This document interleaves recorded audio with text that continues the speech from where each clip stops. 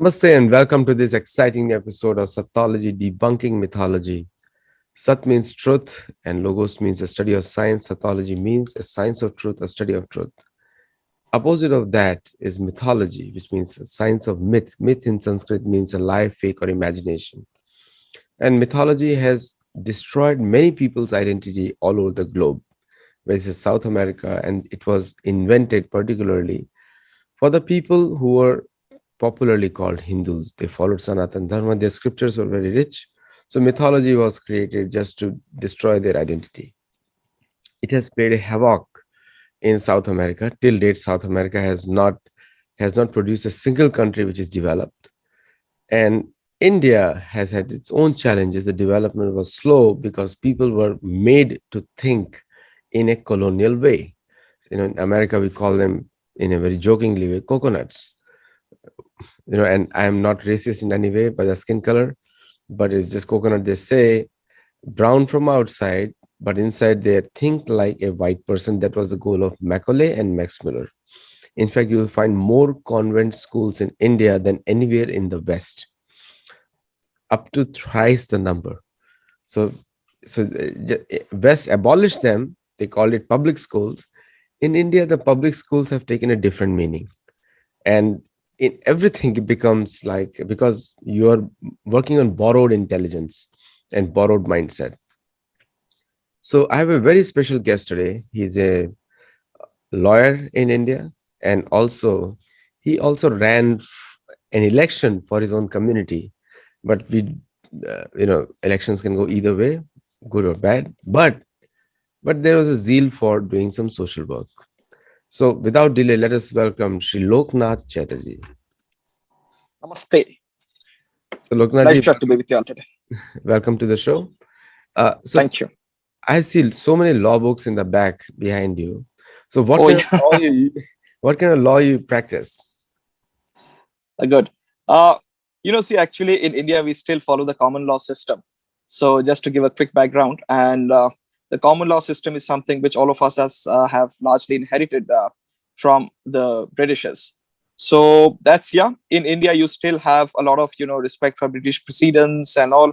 So primarily, if you ask me, I practice mainly on the constitutional side, which is interestingly, Britain does not have a constitution, unlike we in India and the United States. So on the constitutional side, which deals with the constitutional and fundamental rights of people, and then do commercial law, civil law, a bit of criminal. Oh yeah, so that's the bouquet as far as practice of law is concerned. But of course, right now due to the pandemic, everything's on a slow thing. So things have gone really slow here. I don't want to put you in any problem, but there was a big yesterday. Somebody had a very prominent person come on the show, and he was talking about justice reforms in India, because India still runs 1901 census-based census procedures, 1920 Police Act, and there are many acts which are colonial era. And I'll give you one example. When the America got independence in 1776 from Britain, they abolished every single British law out with vengeance, I would say. They went ahead, including to an extent they changed the driving system from right hand to left hand. That was the big, you can say, antithesis of British right there. So why did that not happen in the case of India, according to you? We all know the answer. See, I'll tell you. I'll tell you. I mean, India, the legal system, if you really ask me, it's not about the year in which the laws were enacted or promulgated. Of course, if you look at, say, the Indian Contract Act, it was promulgated way back in 1872. But then that's a beautiful piece of legislation.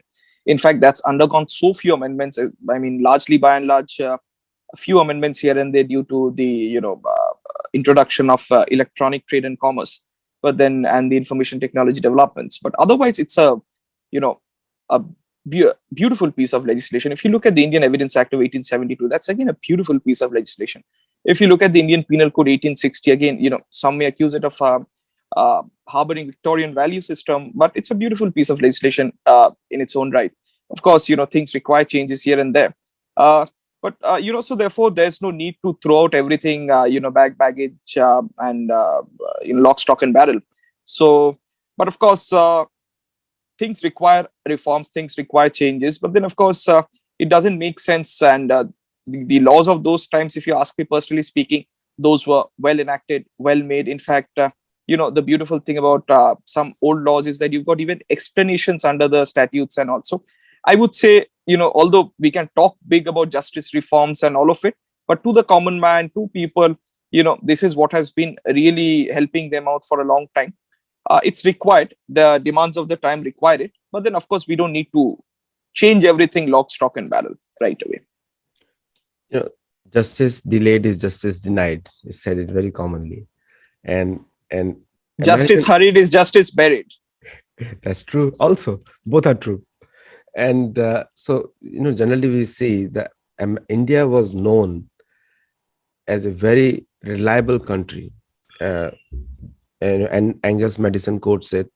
And we have our own very famous, one of the unknown people. I am trying to contact him, Manoj Rakit. He's a writer, but may not be publicly known. But if you're listening, I'm quoting you right now, that he has created a very beautiful records, and he has given a narrative also, that India was a land of truth and justice. And that's why people from all over the world would love to come to India to do trade with India. And that is what British destroyed. And that's why the India became poorer day by day. So because India was a colony. Colony means that all the resources of the colony go to the person who colonized it. And that's why Britain is rich today. Otherwise, they were very poor in 16th century. And suddenly in the 18th century, they became rich. And today they're enjoying it. So when the Britons, they tell me they are rich and the first world country, I said, because you looted money from India. What is your view on that? And then See, it I'll is tell you, really, it's yes. yeah. Sorry. Go on, please. Continue. Please say what you say. No, you asked for my views, or you? Yes. Yeah, great. See, I'll tell you, it's really a Soneki area which has really become very poor during the current times. If you look at the economic history of India, that's like a really long story. And in fact, the total world GDP, largely, we had the lion's share of the entire GDP of the world at one point of time. In fact, now, moment our discussion moves towards Bengal, we will find out why it was called Shonar Bangla, in the sense why a golden land of Bengal. So, it was so prosperous. India was really prosperous. You had the, people and rulers of the desert lands, the nomads. They would really look forward towards the riches of India. So really, India was rich. But then, of course, you had centuries of Islamic domination, of Mughal rule, of attacks. So what the Britishers, I would, of course, they colonized the land. They created a lot of problems for us. They changed the way we approach our culture. But what the Britishers at least did was, we can integrate so easily with the rest of the Western world, is one of the primary reasons being the Britishers and their education system. Of course, that changed the entire domestic education system which we had, the culture which we had. But then, of course, at some levels, the Britishers perhaps united the warring kingdoms to a large extent. Of course, they created perpetual problems for us in the nature of dividing the entire country, and then, of course, fanning the Muslim League, and creating the territories of Pakistan and East Pakistan, which has now become Bangladesh. So, of course, India has been suffering perennially on the Eastern and the Western front also. But then, of course, one contribution of the Britishers is that, of course, they united the nation in that sense. Of course, we lost a lot due to it. But we know a lot of our country also due to the Britishers. In fact, if you look at the district gazetteers, if you look at famous Englishmen who really loved India, they've left wonderful pieces. You have, some good institutions which have been left behind by the Britishers. In fact, till some time, in fact, even evangelists were not allowed by the Britishers, by the Protestant English. But then, of course, later on, they took a lot of toehold in the country. But so if you ask me, really, it's a mixed bag of opinions on my part. While I would really discredit the British to a large extent, in fact, they looted our country, they took away, everything, all our resources and all. But at one end, in fact, if you look at the two world wars, the way Indians were really, India bled during that point of time. You had the Great Bengal Famine during the Second World War. And in fact, Indians were used as pawns of the Britishers in North Africa and Far East during the Second World War, at least. So that's how, Indians were fighting God knows whose war. So India bled, India lost, and it was a horrible episode.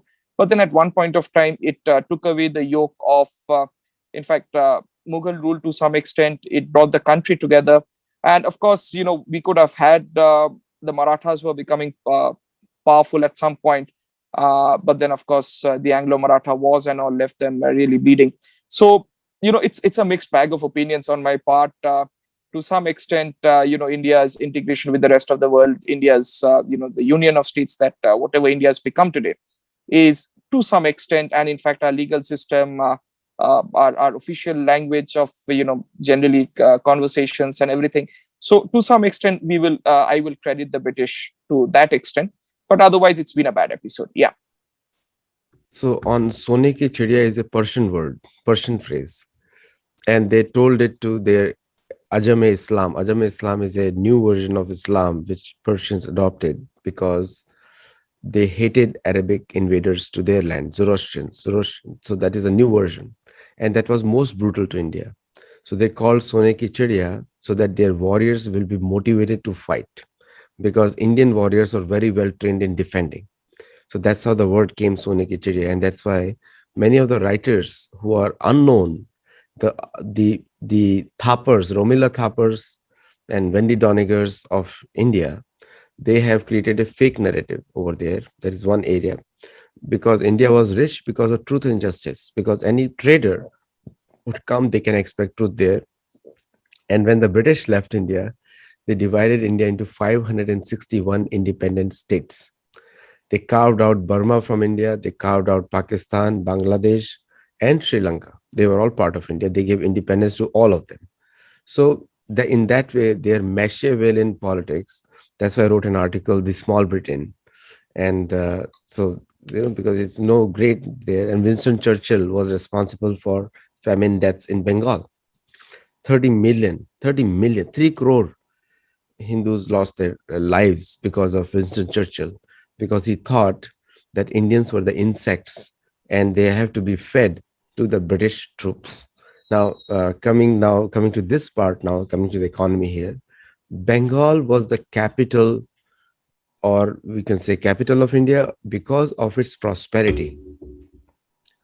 And because of the prosperity that they had, it was capital of India. Now when we talk about Bengal,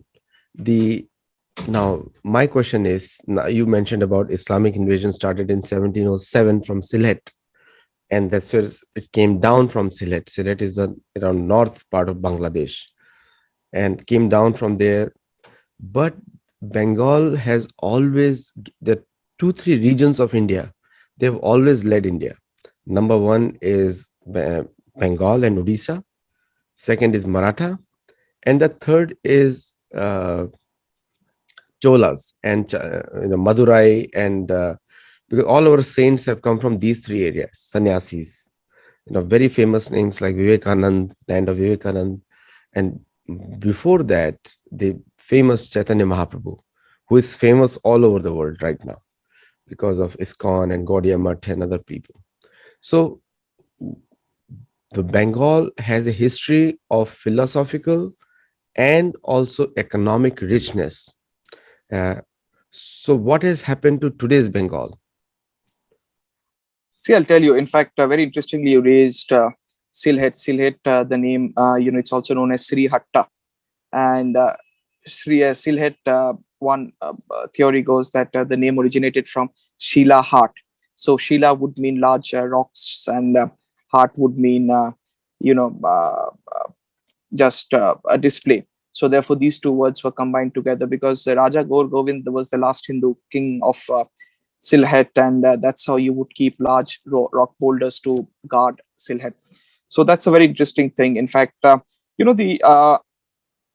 spread of Islam in the eastern fringe of the country, especially in Bengal, uh, has been happening for several centuries now. In fact, if you look at the spread of Islam in the Far East, in the Majapahit kingdom, and then how Indonesia and all, these were like Hindu kingdoms, and then how they were slowly Islamized by the traders from the Arab Peninsula. So, interestingly, the Islamization of Bengal was a gradual process which has been happening since a long time. And in fact, you had said Calcutta was the capital. Yes, Calcutta was the capital of British India. The capital was shifted in 1911 to Delhi.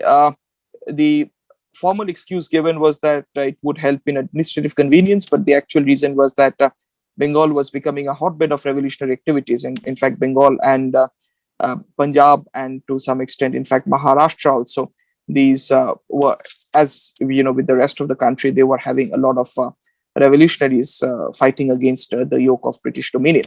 So, in fact, Calcutta was a major, major hub of English culture, English tradition. So Calcutta largely developed due to the English.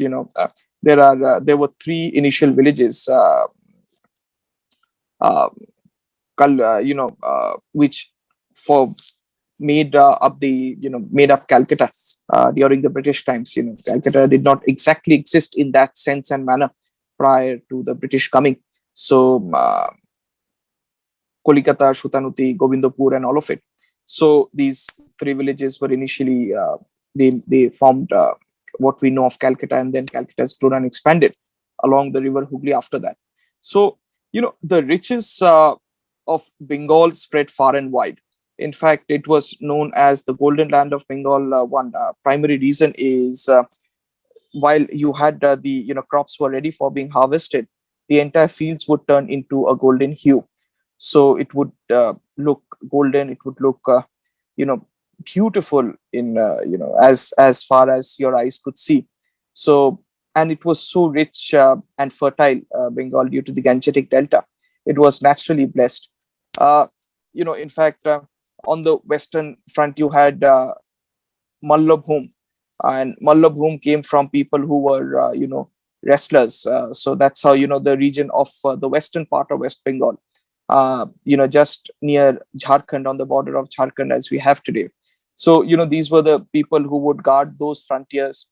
So in fact, nature had been abundant. The providence of nature had really blessed Bengal since a long time, and so Bengal was very rich in that sense. But of course, after that, Bengal, however, had a major problem. It did not ever have, in that sense, a strict Kshatriya ruler ruling Bengal. You had the Brahmins ruling Bengal, so that's why they were called Brahma Kshatriyas. And then you had the others ruling Bengal, but not strictly speaking in that sense. The Kshatriyas never ruled Bengal. So Bengal never produced, strictly speaking, very martial races in that sense.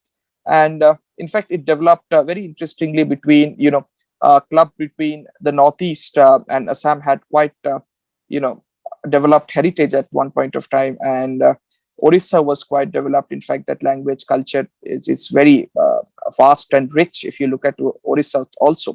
Uh, and the rest of India was also undergoing its own changes. In fact, at one point of time, Bihar was quite advanced and developed, and people would really Magad would really look come from far and wide for to for Bihar.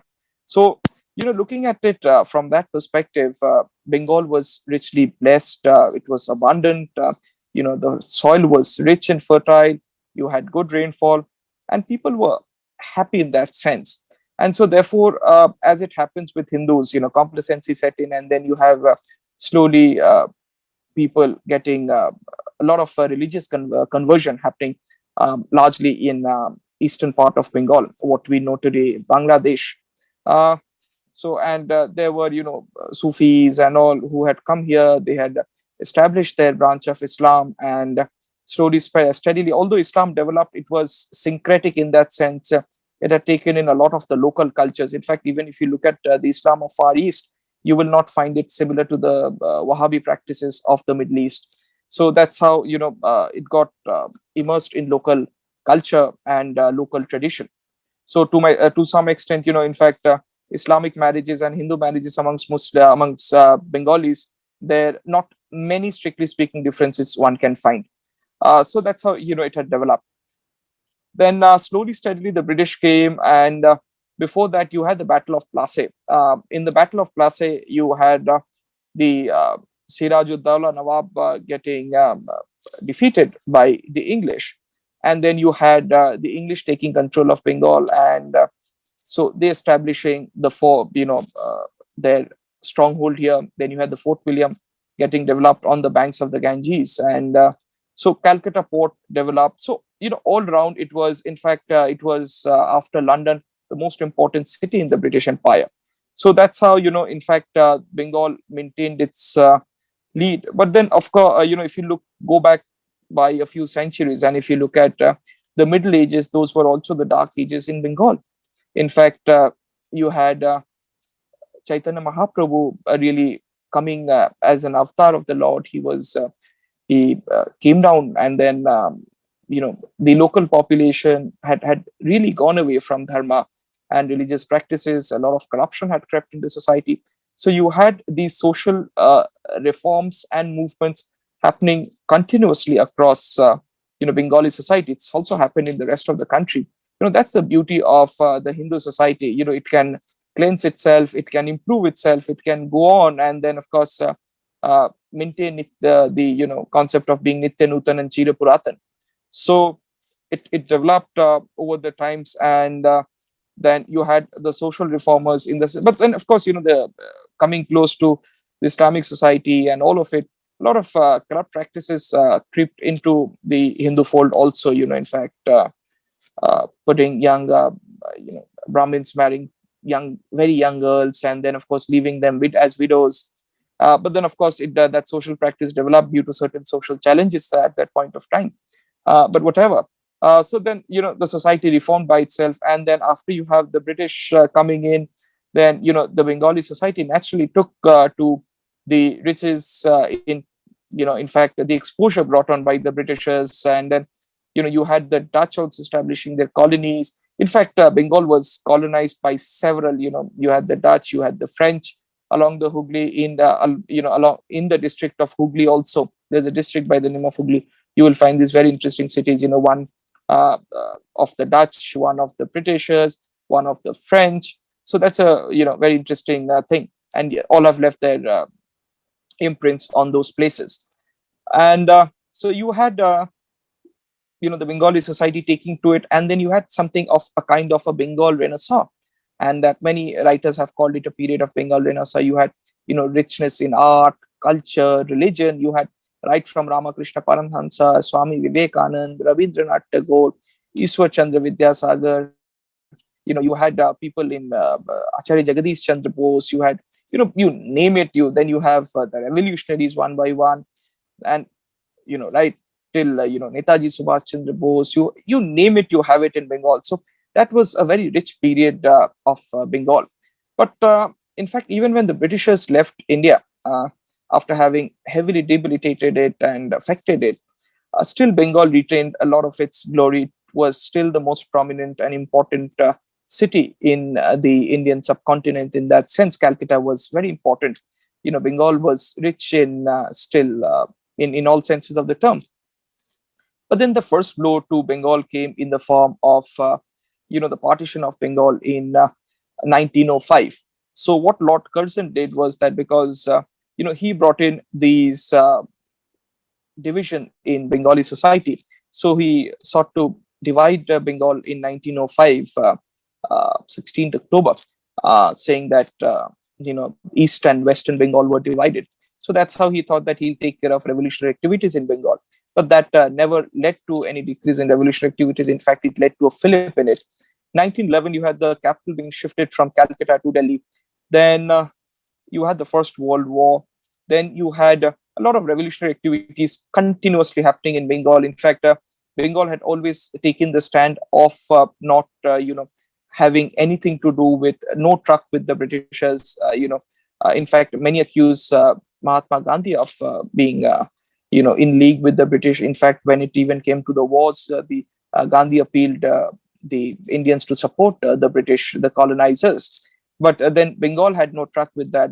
Bengal was very clear in its understanding of that. Then after that, you had, just the Second World War. really affected Bengal further. And you had the horrible famine in Bengal. In fact, even in the Bengal has been having a lot of famines in that sense. So in fact, that horrible famine, as you rightly pointed out, millions and millions of people were killed. In fact, it was such beautiful that culture. If you look at it, people were hungry. People were dying, they were starving, and then they would come outside shops and say that can they would beg outside shops. Coming to think of it, after the communist mindset has stepped in, do you think they will beg outside? They will create riots, they will damage shops, they will loot, they will plunder. But that was never the case in Bengal at that point of time. People starving, millions, they would go and beg on the streets, never even thought to have create riots and all. And that's one part of it. Of course, it's a horrible thing which was brought about by the Britishers. And in fact, some journalists written some book on it also, on the Bengal famine. And then the Second World War, and then of course all of it. And then you have post independence, the division of the country on communal lines. In fact, rather, division of the Muslim states on communal lines, not the Indians. India kept everyone. So, and then independence, post independence, a lot of Hindus were forced to flee into India. In fact, that continued to the 1971. 1971, you had that war of liberation of Bangladesh. In fact, uh, just to tell you, Sheikh Mujibur Rahman had, who was a leader from East Pakistan, Bangladesh. He had won the elections, and he should have been made the prime minister of Pakistan. However, the western part of Pakistan never accepted him, and then they refused to make him a prime minister. And then uh, I believe so. Then this created a lot of problems, in the sense a lot of Bengali protests erupted in East Pakistan. Problems happened, and so you have 1971 war, and then the Hindu exodus continued. Then late 1970s, Bangladesh became an Islamic nation. So you have the culture, the society, the structure of Bengal, and Hindu part of Bengal being largely affected. So it was a lot of things together, which really has sought to create this potpourri of problems which Bengal isn't today. In fact, more specific questions, I will answer them specifically. You know, Bengal, like you said, is a place of renaissance, and it has changed many parts, many times, and come back to dharma in a big way. Now, if I take an example of Bangladesh, only 8 million Hindus are left there and reducing day by day because of many reasons. Right in front of the eyes of Bengalis, we have seen Sylhet being the hub of Nityanand Prabhu was born there. And it's a great place of learning, and it has flourished under Hindus. Now, if you see the history, all the regions which were cut off from India, because Hinduism is a very progressive religion, progressive in the sense that it creates stability. Sanatana Dharma has access to all sections of society. Plus, it is an economic powerhouse. We can see how India has become the third largest economy in terms of PPP, purchasing power parity, and that's how the Western world calculates wealth, not the nominal GDP. Nominal GDP doesn't mean anything. Now, Right. so in the PPP, India is the third largest now, and also Bengal had various Aurobindo, Chaitanya Mahaprabhu. Now, Chaitanya Mahaprabhu, Aurobindo cannot be compared, but the original movement was Chaitanya Mahaprabhu after it had gone down and in under the faith. So for the Bengal, which is in control of India today, the West Bangladesh is a great example. What has happened to Bangladesh? In fact, even today, Bangladeshis, and I will say majority of them, very small minority of them is violent.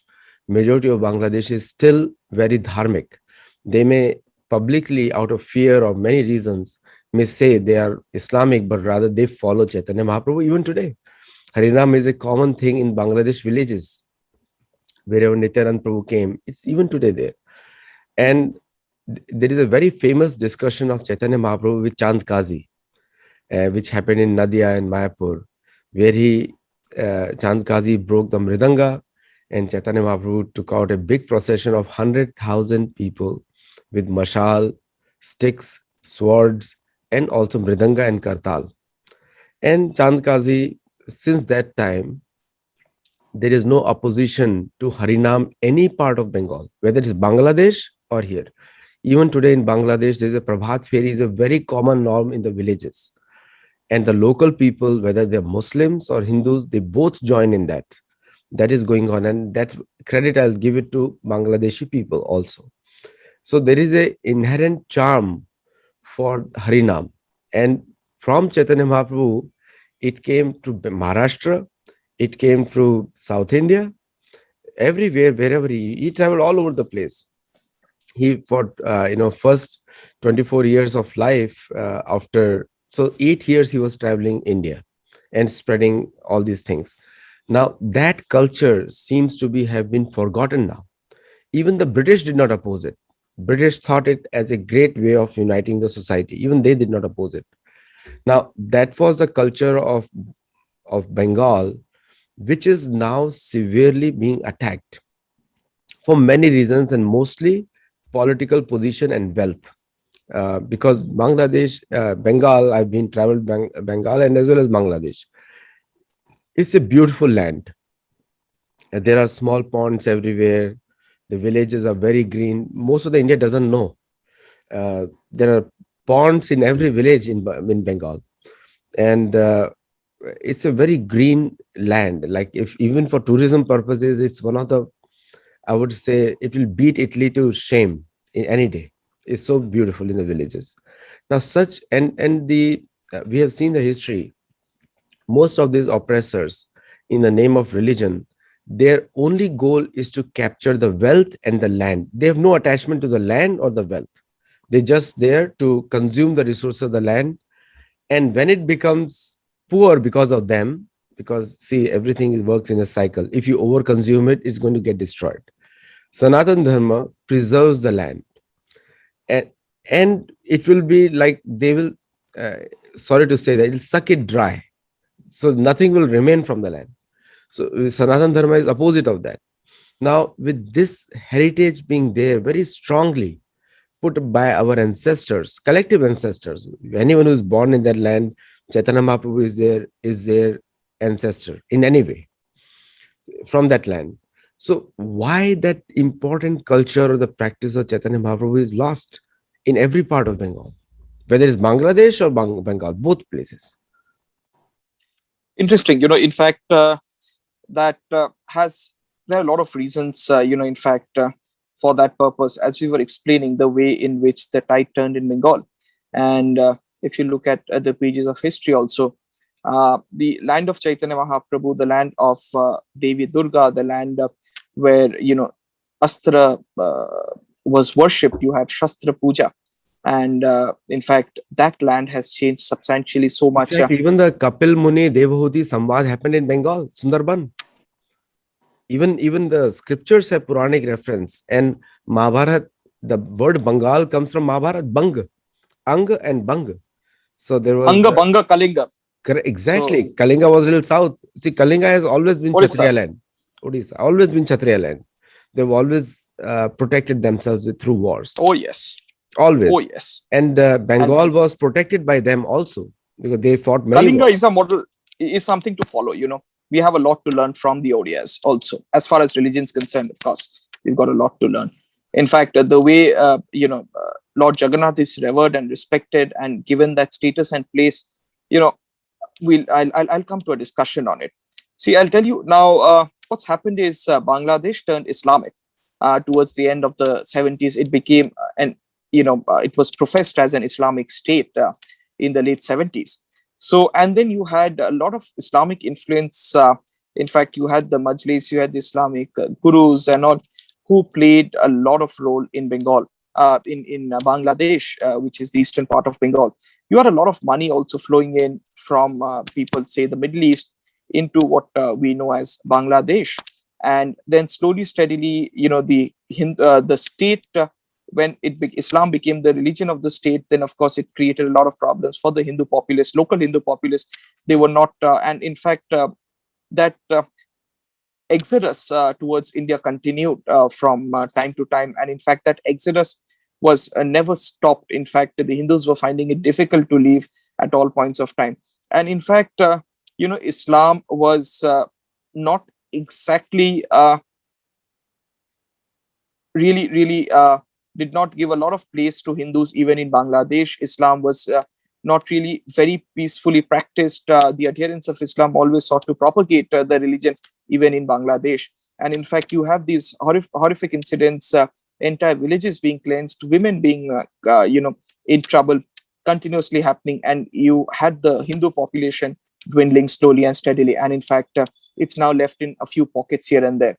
But however, and in fact, so therefore, this Pakistani culture, which they had, in fact, imprinted on East Pakistan of, annihilation of the Hindus and non-adherence towards tenets of the Hindu faith, and in fact, they could not even stand Hindus. There are people say around 30 million people were harmed during, and millions were raped. Women were raped. The number of deaths were huge in East Pakistan of the Hindus. In fact, even when the Indian army went and captured Dhaka, you had the women, in not wearing anything, and they were walking, running down the streets. So the way they had been violated. So the attack on women as a symbol of exuding your power, your domination, that again came from the Middle East, and that was what we had seen horrific instances of it in 1971, when the Bangladesh Liberation War was underway.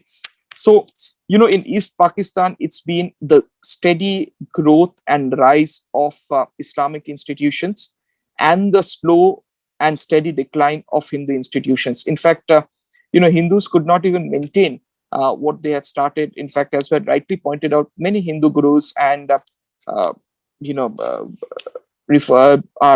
people of our religion were born in what is present day Bangladesh, but then many of them had shifted to this part of the country, and then moment the division of the country was on communal lines as far as the Muslims were concerned. That's why you had this being slow, badly used in that part of the globe, in East Pakistan. That is one reason as to why. And now then you have the more fanatical beliefs and faiths spreading more in Bangladesh, and it's found a toehold in many parts of Bangladesh. So that's why you have, and then you have the Khaleda Zia regime, where the Hindus were specifically targeted. In fact, in 1971, much before Khaleda Zia came in, but in fact, Hindu homes, you had H being written outside the door so that they could be targeted and attacked. So that was the kind of real treatment which Hindus had got at the hand of the Pakistani establishment. And then this spread to the rest of the Bangladeshi society. And so therefore, more from, in fact, Bangladesh was one region Bangladesh was carved out was because of its Bengali identity.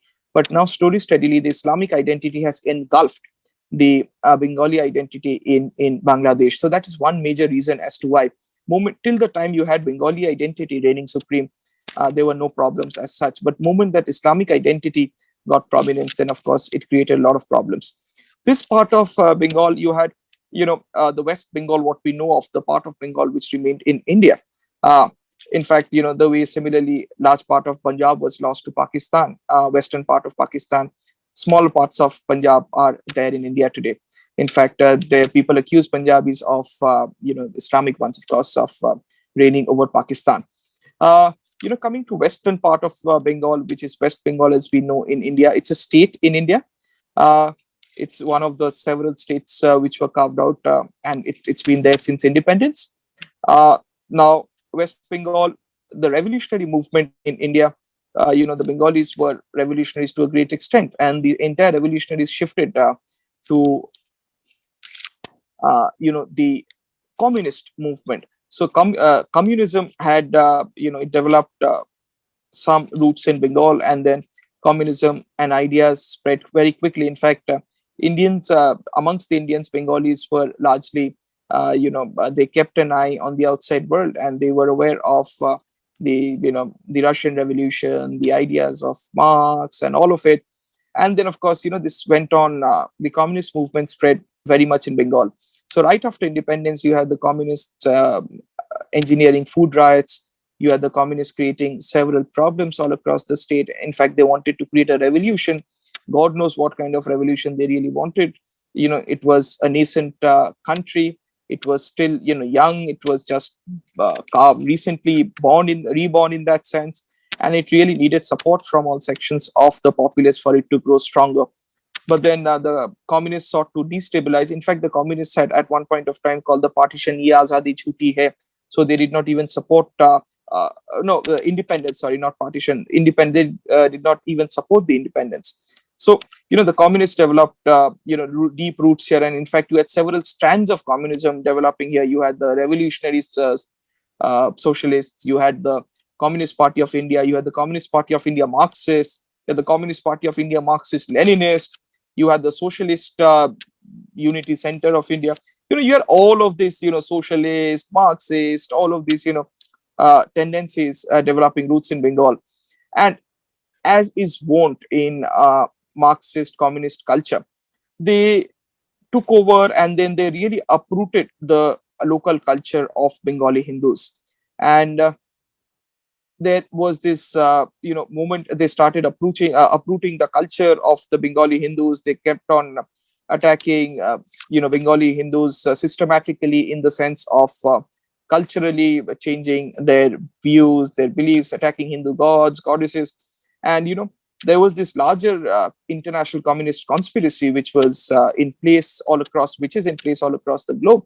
So in fact, these guys were no different. So that was one major reason where, in fact, the ISKCON was called as, ISKCON saints were called a bunch of CIA spies. In fact, Mayapur, a lot of problems were created while even opening the temple in Mayapur. And systematically, you had all the Hindu icons being, taken away. You had, people started worshipping Stalin, Lenin, and, all of these communist demigods. And in fact, Dharamtala Street became Lenin Street, for example. So you had an entirely different thought process, ideology, which engulfed large parts of Bengal. And it was deeply penetrating, in the sense it penetrated all portions and parts of the society. Communism believes in a lot of politicization, so therefore everything was politicized in the name of democratization. So in fact, even school committee elections were held under party banners. So the communists were there. Then in 1977, the communists took hold. Then you had the Naxals running amok in large parts of the city, Calcutta, and in many parts of Bengal. In fact, we had the best students of many universities joining, the Naxals, who were the far left brigade. And then, they went on a killing spree. They wanted some kind of God knows what revolution. And then this, really, really played with the minds of the bright Bengali youth.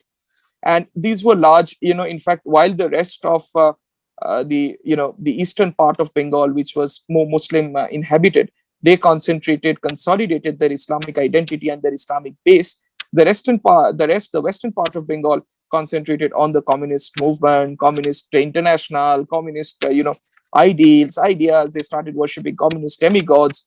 So, and slowly, steadily, that acculturation, or in fact, rather, that culture was changed. And then you had the growth in Islamism. So then you had what we can loosely call a Islamo-communist nexus, which developed in Bengal. So this developed from the 90s. In fact, when the Ram Mandir Ayodhya movement was at its peak, then you had Bengal. They had a kind of a deal with the Muslims. So Bengal, it was strongly forced by the state and the administration. So no such movement could largely happen, although it was there in the minds of many Hindu Bengalis. They had suffered the pangs of partition. They know what religious oppression looks like and means. In fact, Bengal has crores of people who've suffered religious oppression, unlike many other parts of the country, although they feel dearly more about Bengal than Bengalis themselves. So you had this Islamo leftist nexus which developed down the 90s till from then early 2000s, and then you had this entire Islamic bloc shifting towards the current regime in West Bengal of the Trinamool Congress of Mamta Banerjee. And then you had Mamta Banerjee is very interesting in the sense she follows all of the communist politics policies without the formal veneer or color of being a Marxist or a communist. So she's like any other random leader, but then her policies are entirely leftist, communist minded.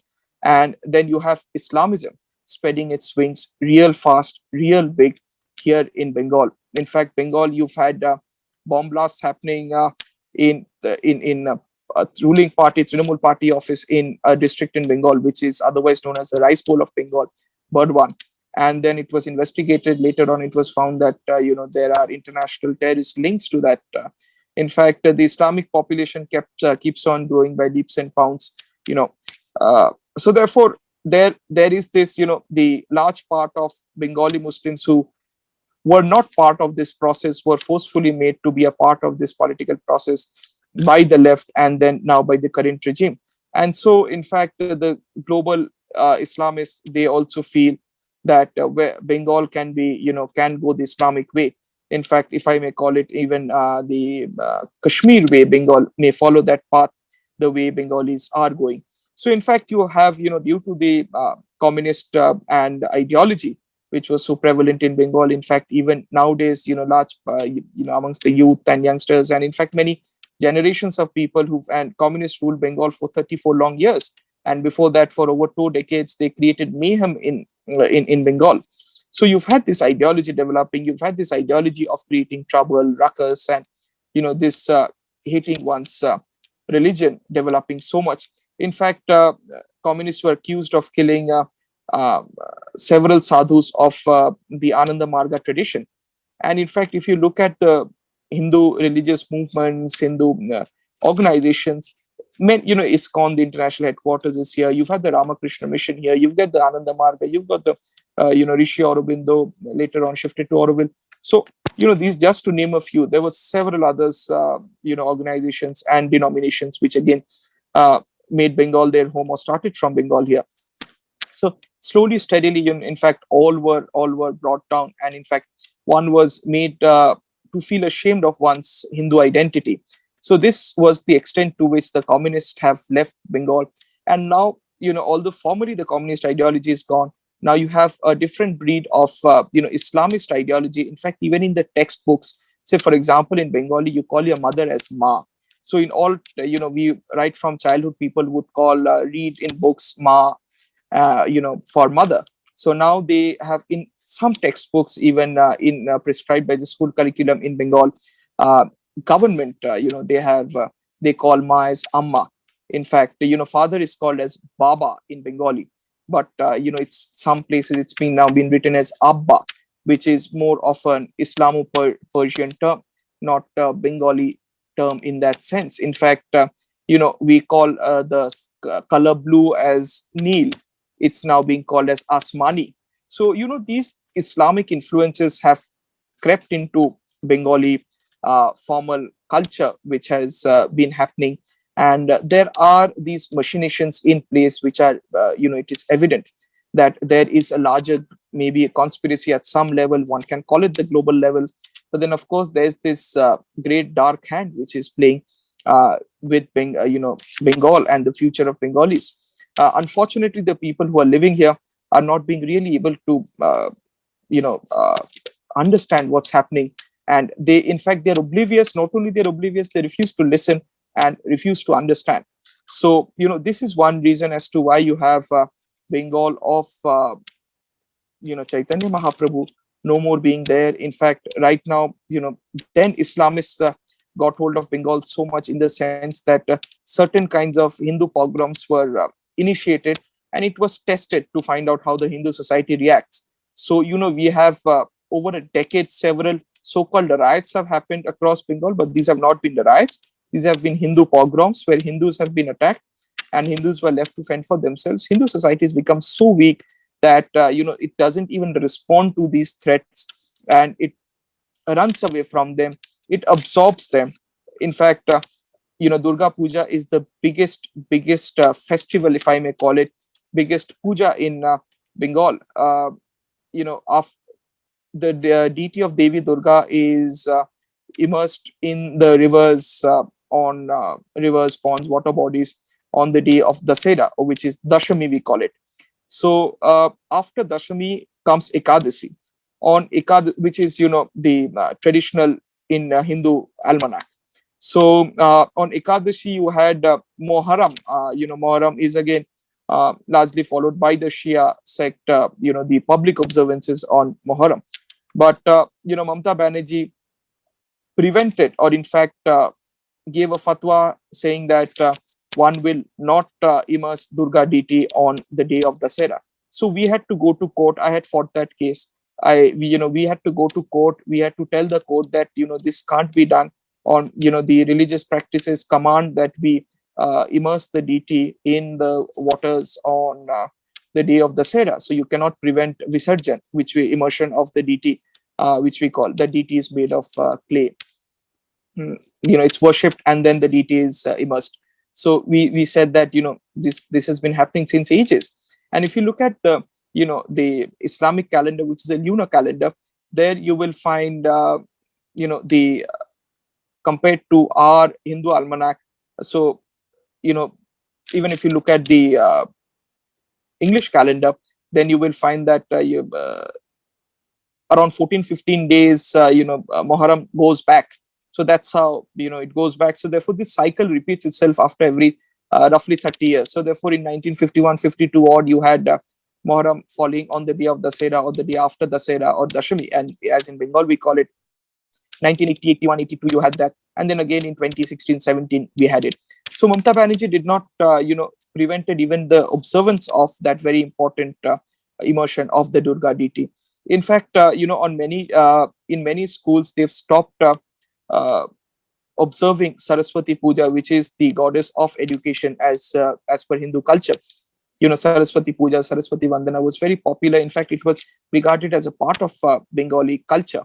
But then they said, people started saying that one will have to let us observe the birthday of Prophet Muhammad, only then can we allow you to observe Saraswati Puja in schools. In fact, even in Islamic countries, one never observes, the birthday of Prophet Muhammad. They started calling it Navi Divas here. But then, of course, they stopped Saraswati observer, puja. And, these attacks, in fact, in many places, Durga Puja has been obstructed. They've created problems centering around, you cannot observe it in this public place. You cannot have, procession going from this locality. It is Muslim dominated. So therefore, Muslims don't like it. So in this manner, in this form, and in fact, the left, which is the communists, just before they they lost power, they introduced a very communal reservation, in the sense they introduced 10% reservation for Muslims through an other backward classes category, only for it's only for Muslims, and in government jobs, educational institutions and all. So in fact that 10% reservation is going on. One other thing, which before I revert back to you, with 1946, the Muslim League had demanded that they get Pakistan, and then they engineered riots and created problems all across the country. But the place where they really created the greatest amount of havoc and problems was in Calcutta.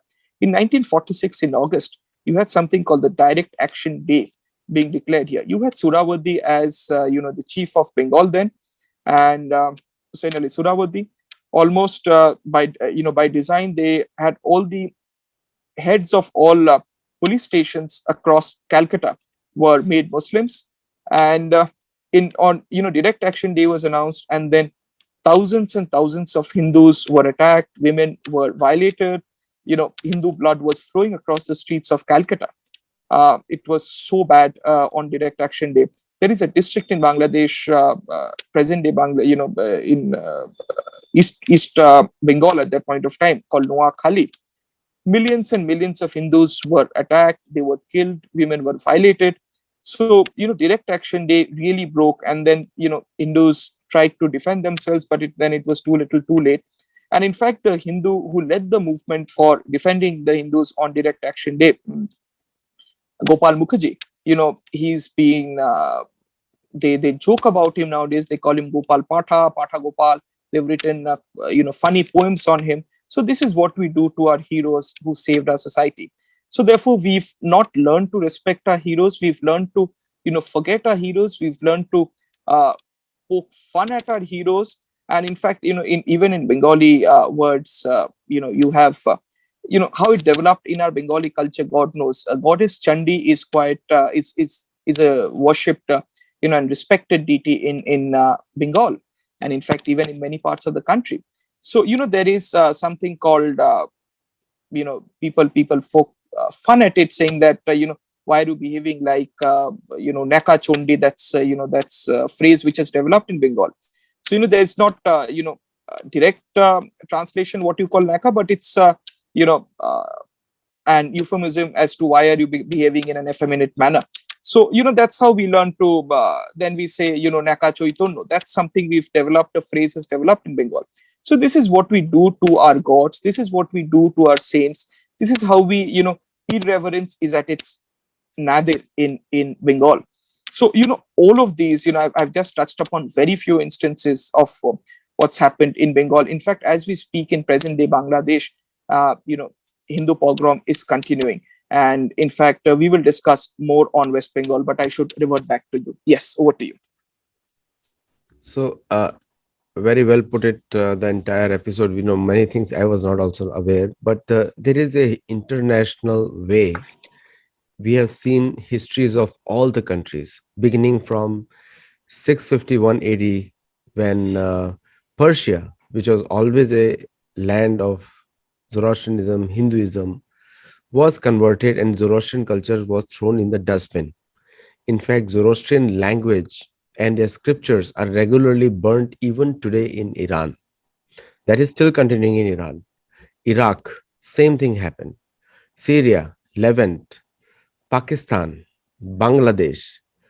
Are Bengalis not learning any lesson? Like it's a history. It's a history which is right in front of you. What we have seen in a small Kashmir valley. The problem in Kashmir is just in the valley, not everywhere else. We have seen that. You have seen it, and you yourself have told it. You are aware of it. Bengal is a land of Renaissance. Are they not learning any lessons from it? In fact, we don't even need to listen to the outside, examples from the outside. Bengalis have faced it themselves in East Pakistan. Bengalis have faced it in East Bengal. Bengalis have, if you even look at the oral history of Bengal, you speak to a random elderly person, you speak to your grandfather, you will in Bengal, they will tell you of the horrors of, partition, of the horrors of Islamic rule in Bengal, in East Pakistan and East Bengal. So they know it, and yet they refuse.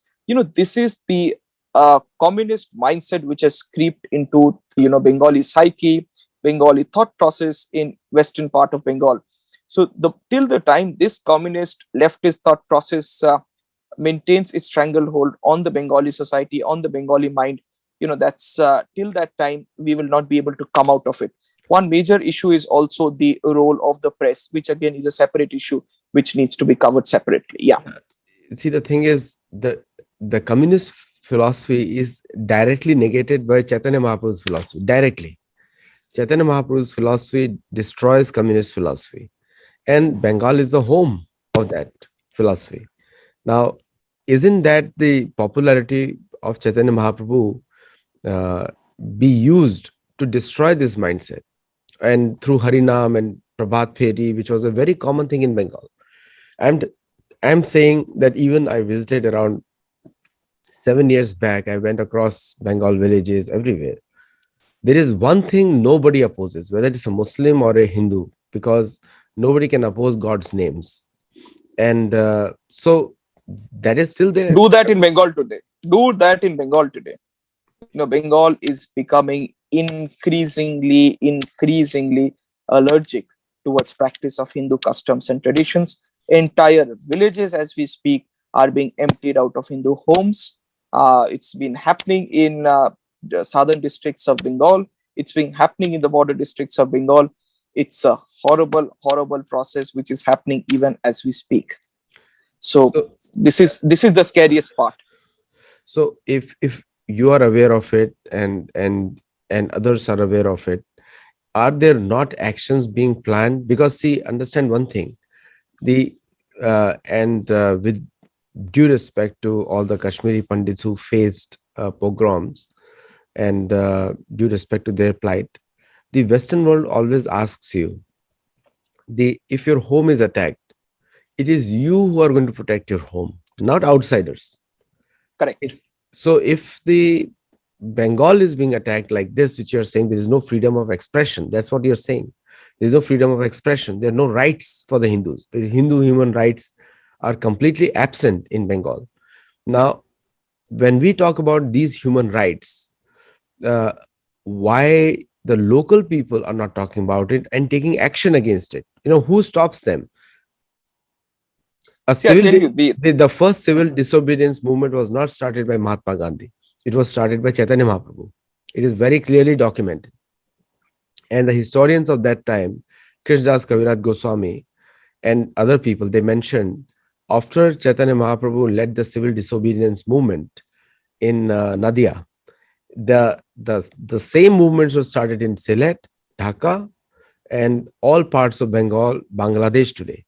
And it was a tremendous success, and that's how it called for resurgence. We have so many great acharyas. Like you said correctly, Bengal has been a land of great thinkers, and they have done it. And communists also rose on that thinking, and there is a history of communists, that communists use Islam as a fodder. They use it to promote their ideology. or is it the other way around? No, it's the other way around actually, because the communists who the leftists is the one they use the other side, and that's how Jyoti Basu rose. Jyoti Basu was No, I'll tell you, that it's a part of a process. I'll take the second part of your question, then I'll revert back to you just to quickly, interject. It's the other way around, in the sense that if you look at the history of Lebanon, if you look at the history of the Islamic Revolution in Iran, and if you look at Bengal, in all these three places, you had the communists really leading the fight against the establishment. In fact, prior to the revolution, the Islamic Revolution in late 70s in Iran, you had the communists also flooding the streets, fighting the Shah of Persia, and trying to destabilize the Shah.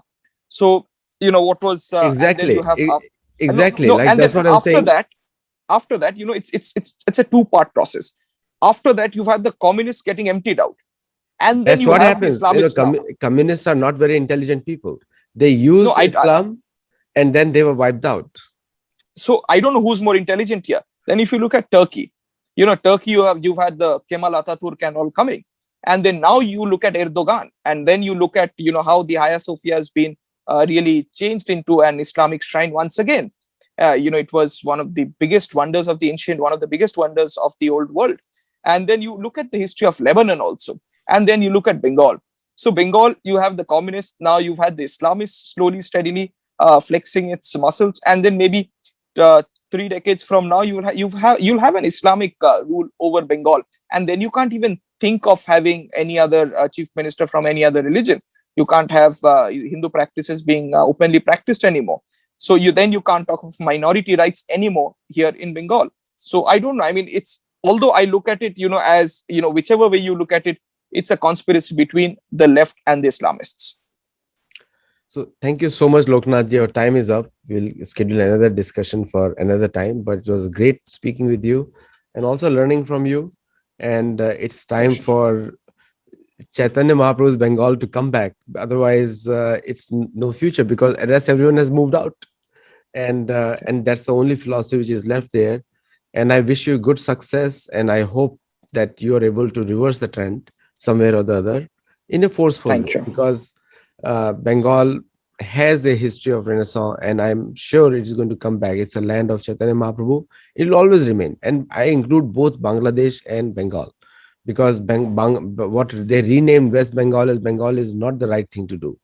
Ideally, the whole Bangladesh and Bengal is one country and one state, and One we have state. is one state, and you cannot remove that culture. And the best Pakistanis tried it, and they destroyed. They tried to show, and the Bengalis revolted under Mujibur Rahman, and the pride of Bengal is not in the foreign ideologies. That is very sure.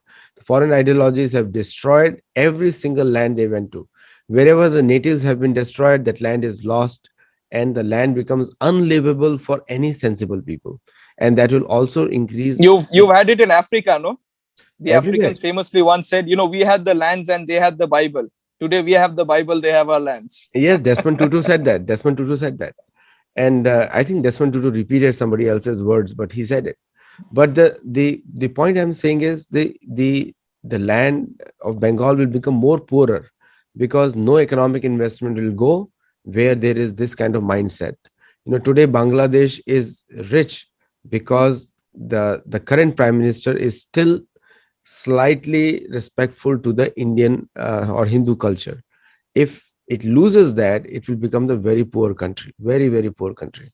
And no other country has an interest in going into areas where there is unrest. No other country has a reason to go. So it is directly linked to the economic well-being of Bengal. So thank you so much, Loknathji, and thank you all the viewers for Pleasure. watching. Do Pleasure. comment on the show and let us know. Namaste. Thank you. Thank you so much. Thank you.